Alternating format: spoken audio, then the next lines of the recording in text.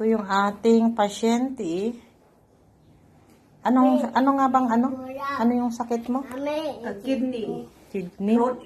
Chronic kidney disease. Anong- Stage 5. Ilang ano na siya? Ilang araw na?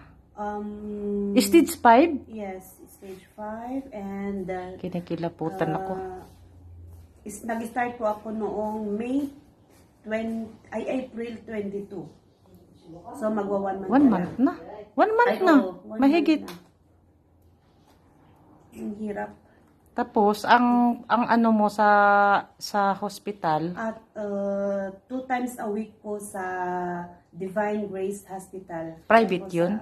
Sa Buyagan.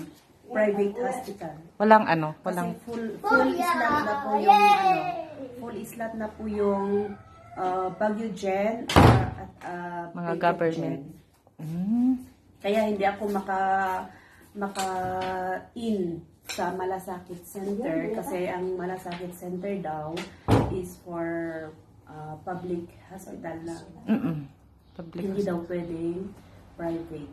Kaya gastos ang ano mo, yung magkano yung binabayaran mo kada session? Every session po is 680. 680. Yes po. Tapos iba rin yung every 10 sessions or 8 sessions na papalitan ko yung dialyzer ko na 1,950 ang isa. Plus mga gamot pa na ano mo, iniinom Plus mo. mga gamot.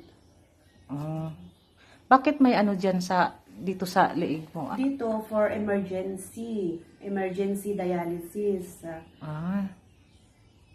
And then maybe next month ita-transfer dito sa Kamay.